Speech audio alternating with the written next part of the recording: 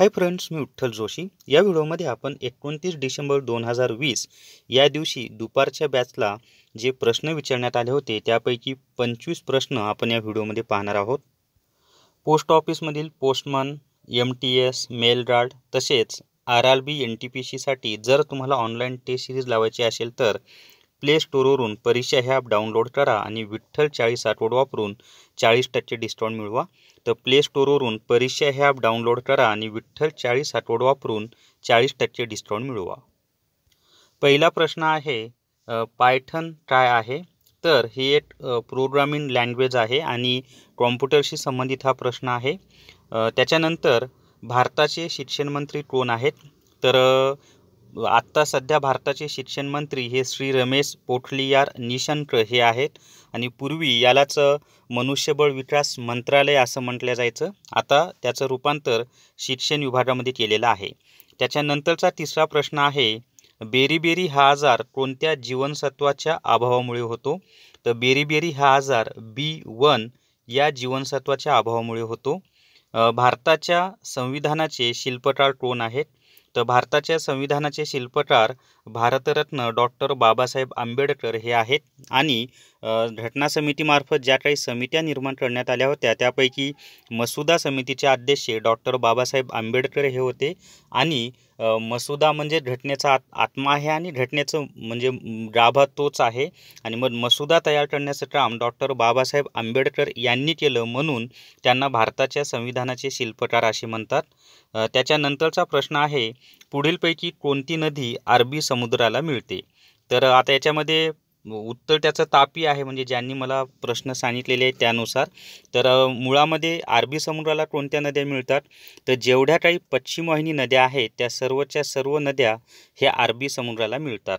मग त्याच्यामध्ये तापी नदी आहे, नर्मदा नदी आहे, आपल्या कोकणामधील सर्व नद्या आहेत, लुनी नावाची एक नदी आहे आणि कोकणामध्ये जेवढ्या काही नद्या आहेत त्या सर्व पश्चिम वाहिनी नद्या आहेत त्या सर्व अरबी समुद्राला जाऊन मिळतात। त्याच्यानंतरचा प्रश्न आहे, भारतातील पहिले राष्ट्रीय उद्यान नॅशनल पार्क कोणते आहे? तर हा प्रश्न खूप वेळा रिपीट झालेला आहे। तर भारतातील पहिले राष्ट्रीय उद्यान म्हणजेच नॅशनल पार्क हे जिम कॉर्बेट नॅशनल पार्क आहे आणि ते उत्तराखंड या राज्यामध्ये आहे। उत्तराखंड हे राज्य उत्तर प्रदेश या राज्यातून निर्माण झालेलं आहे। त्याच्यानंतरचा 7वा प्रश्न आहे, सार्क SAARC या संघटनेचे मुख्यालय कोठे आहे? तर सार्क या संघटनेचे मुख्यालय काठमांडू या ठिकाणी आहे आणि काठमांडू हे नेपाळ या देशामध्ये आहे। आता सार्क संघटनेमध्ये एकूण 8 सदस्य देश आहेत। ते असे आहेत, भारत, पाकिस्तान, अफगाणिस्तान, नेपाळ, भूतान, श्रीलंका, मालदीव असे ते सार्क या संघटनेचे सदस्य देश आहेत आणि बांगलादेश असे एकूण 8 सदस्य आहेत। 8 देशांची नावं पण लक्षात असू द्या, कोणकोणते ते परत सांगतो, भारत, पाकिस्तान, अफगाणिस्तान, नेपाळ, भूतान, बांगलादेश, श्रीलंका आणि मालदीव हे 8 देश सदस्य आहेत। त्याच्यानंतरचा 8वा प्रश्न आहे, निवडणुकांमध्ये मुस्लिमांना आरक्षण कोणत्या कायद्यानुसार मिळाले? तर 1909 साली जो मोर्ले मिंटो सुधारणा कायदा झाला होता त्या कायद्यानुसार सर्वप्रथम निवडणुकांमध्ये मुस्लिमांना आरक्षण मिळाले आणि याच्यामध्ये मोर्ले हा भारत मंत्री होता आणि मिंटो हा त्यावेळेला भारताचा व्हाईसरॉय किंवा गव्हर्नर जनरल होता। त्याच्यानंतरचा 9वा प्रश्न आहे, महात्मा गांधी काँग्रेसच्या कोणत्या अधिवेशनाचे अध्यक्ष होते?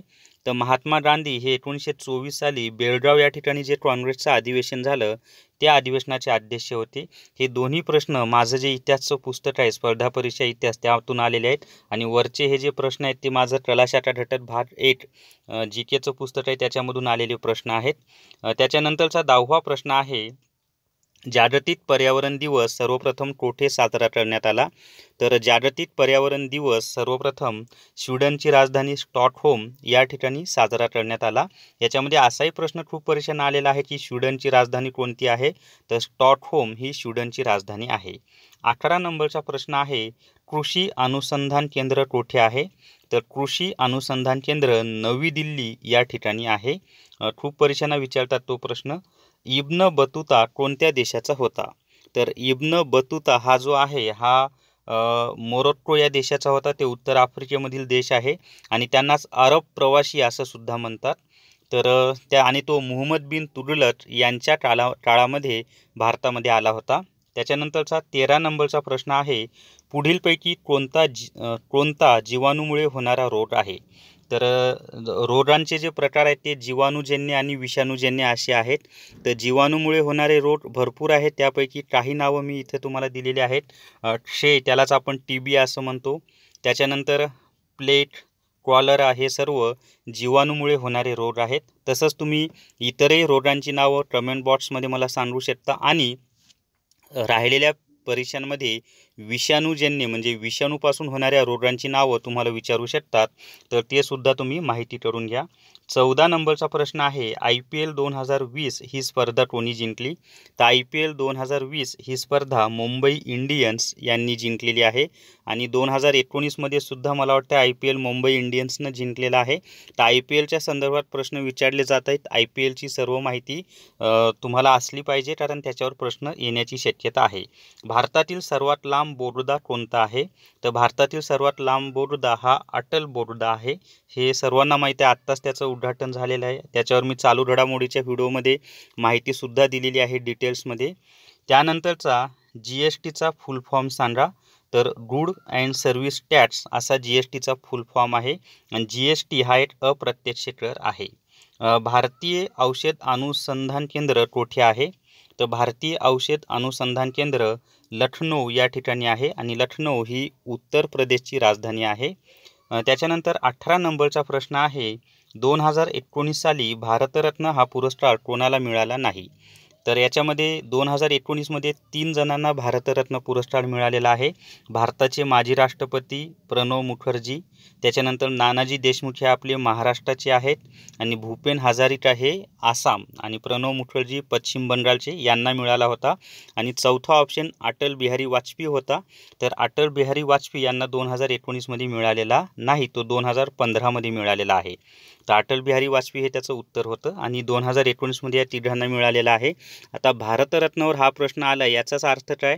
तर इतर परीक्षांना म्हणजे राहिलेल्या ज्या परीक्षा आहेत त्यांनासुद्धा भारतरत्नावर आधारित प्रश्न विचारले जाणार आहेत.